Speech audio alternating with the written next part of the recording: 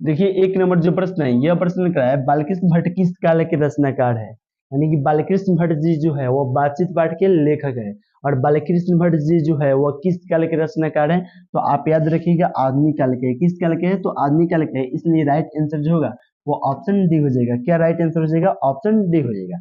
आइए नेक्स्ट प्रश्न को देखते हैं, यानी कि 2 नंबर प्रश्न को देखते हैं। और 2 नंबर प्रश्न क्या है, जैसा काम वैसा परिणाम किस लेखक द्वारा रचित प्रहसन है। तो आप याद रखिएगा बालकृष्ण भट्ट जी द्वारा है, इसलिए राइट आंसर जो होगा वो ऑप्शन सी हो जाएगा, बालकृष्ण भट्ट जी के द्वारा है।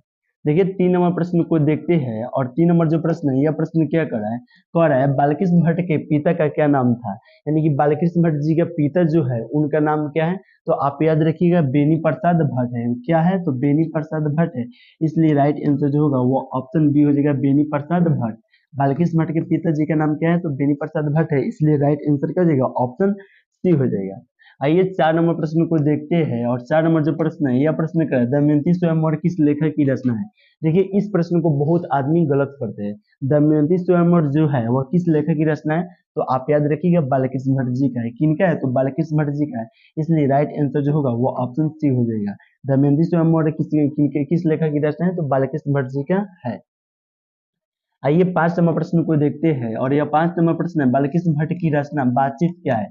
यानी कि बालकृष्ण भट्ट जी के जो रचना है वो बातचीत एकांकी है या कहानी है या यात्रा स्मरण है या ललित निबंध है, तो आप याद रखिएगा ये ललित निबंध है। यानी कि प्रश्न पूछा गया था कि बालकृष्ण भट्ट की बातचीत जो रचना है वह क्या है, तो ललित निबंध है, आप याद रखिएगा, इसलिए राइट आंसर क्या हो जाएगा, ऑप्शन डी हो जाएगा। क्या हो जाएगा, ऑप्शन डी हो जाएगा।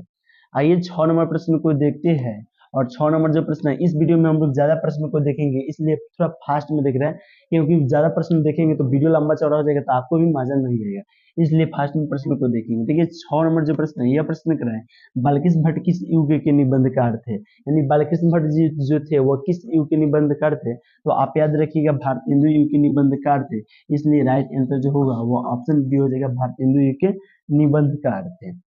देखिए 7 नंबर जो प्रश्न है, यह प्रश्न क्या कर रहा है, कह रहा है मनुष्य की बातचीत का उत्तम तरीका है। यानी कि मनुष्य की बातचीत का जो उत्तम तरीका है क्या होता है, तो आप याद रखिएगा अवाक होकर अपने से बातचीत करना। अवाक होकर अपने से बातचीत करना, इसलिए राइट आंसर क्या हो जाएगा, ऑप्शन डी हो जाएगा, अवाक होकर अपने से बातचीत करना। राइट आंसर क्या हो जाएगा, ऑप्शन डी हो जाएगा, अवाक होकर अपने से बातचीत करना। आइए 8 नंबर प्रश्न को देखते हैं। और 8 नंबर जो प्रश्न है, यह प्रश्न क्या है, संवाद में सबसे महत्वपूर्ण क्या है।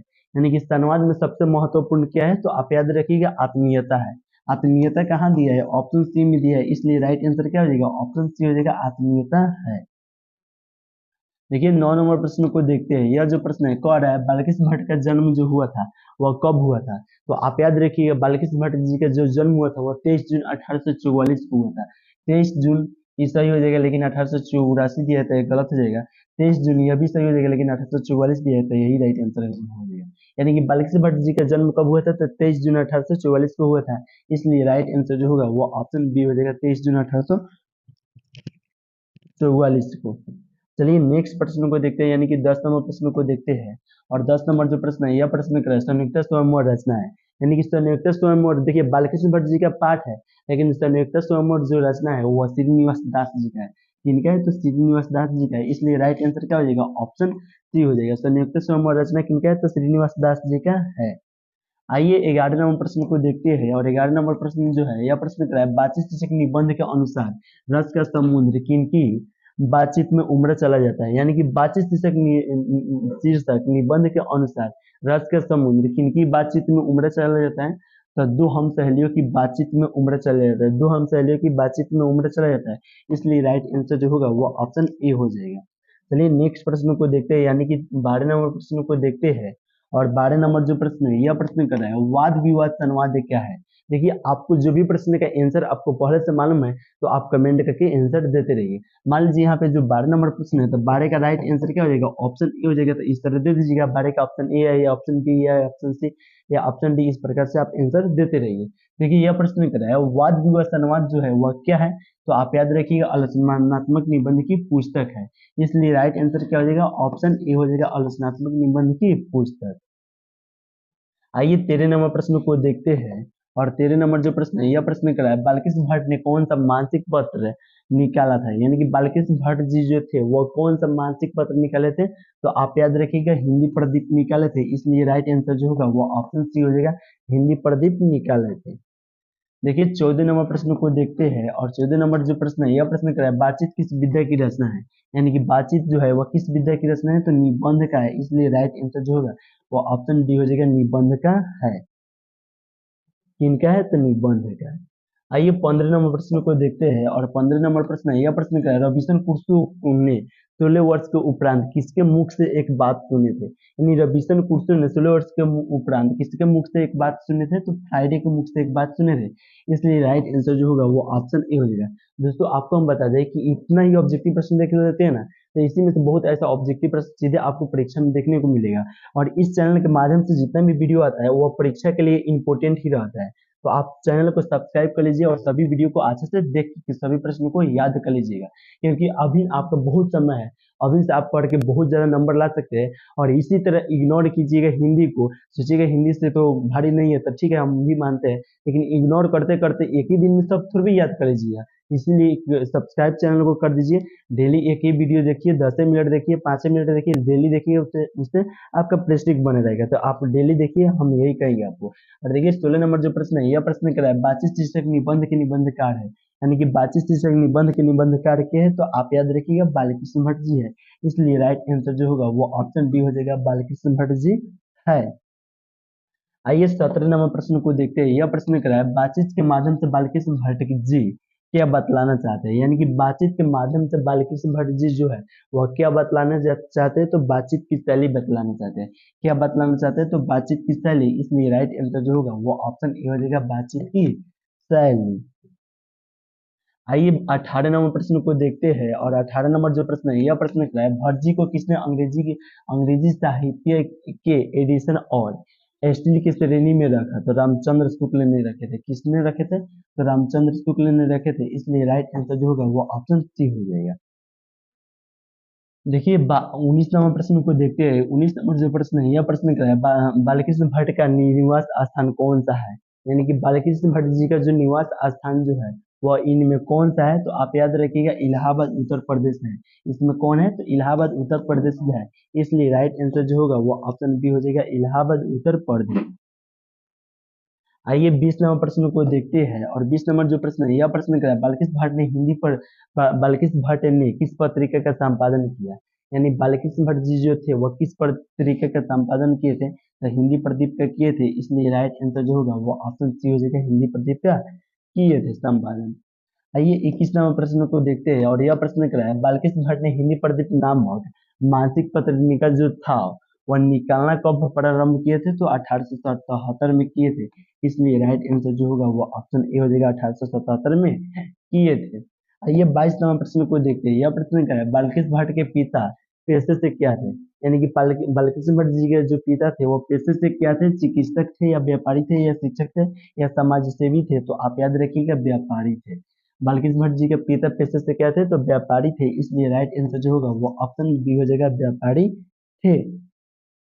देखिए 23 नंबर प्रश्न को देखते हैं, और 23 नंबर प्रश्न कर रहा है, कौन सा उपन्यास बालकृष्ण भट्ट द्वारा रचित है, यानी कि हम लोग को बताना इनमें कौन ऐसा उपन्यास जो है वह बालकृष्ण भट्ट जी के द्वारा रचित है, तो आप याद रखिएगा 100 अजन एक सृजन जो है वह बालकृष्ण भट्ट जी के द्वारा रचित है, इसलिए राइट आंसर क्या हो जाएगा, ऑप्शन सी हो जाएगा, 100 अजन एक सृजन किनके द्वारा रचित है, तो बालकृष्ण भट्ट जी के द्वारा रचित है।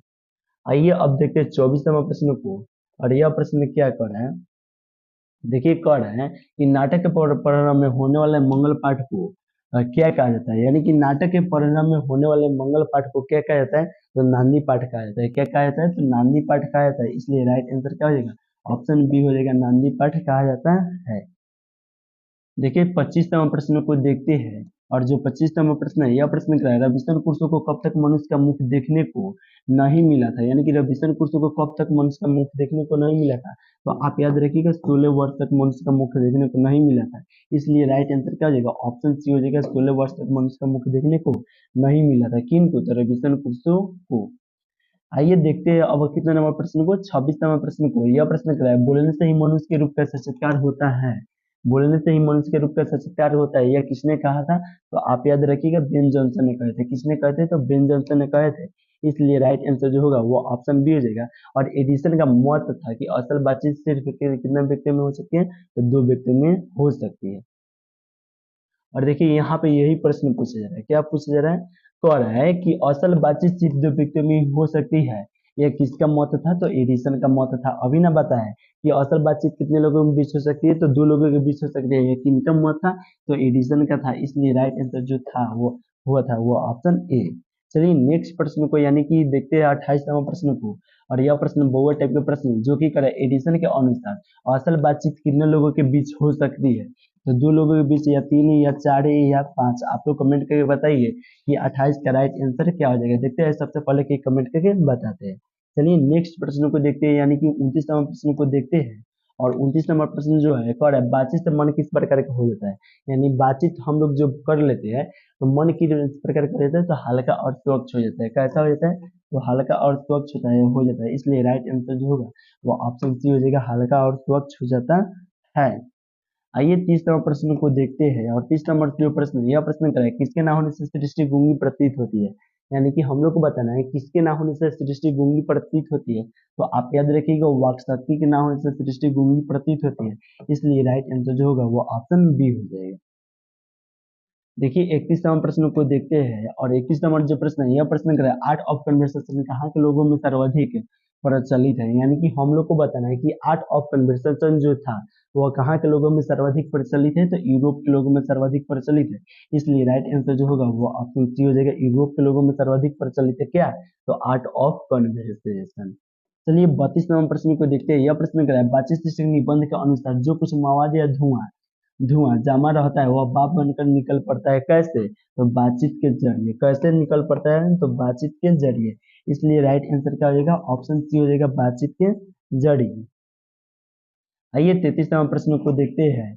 और यह 33 नंबर का प्रश्न कर है बालकृष्ण भट्ट का निधन कब हुआ था, यानी कि बालकृष्ण भट्ट जी का जो निधन हुआ था यानी कि मृत्यु हुआ था वह कब हुआ था, तो आप याद रखिएगा बालकृष्ण भट्ट 20 जुलाई 1940 को हुआ था, तो नहीं। 14 जुलाई 1914 को हुआ था, तो नहीं। 20 जुलाई 1914 को हुआ था, तो यस। आप याद रखिएगा बालकृष्ण भट्ट जी का जो निधन हुआ था वो कब हुआ था, तो 20 जुलाई 1914 को हुआ था। इसलिए राइट आंसर जो होगा वो ऑप्शन सी हो जाएगा, 20 जुलाई 1914 को हुआ था। देखिए 34 नंबर जो प्रश्न है, यह प्रश्न क्या कर रहा है, कह रहा है अशिक्षित लोगों की बातचीत को हम लोग क्या कहते हैं, यानी अशिक्षित लोगों की बातचीत को हम लोग जो कहते हैं वो बतकही कहते हैं। क्या कहते हैं, तो बतकही कहते हैं। इसलिए राइट आंसर जो होगा वो ऑप्शन ए हो जाएगा।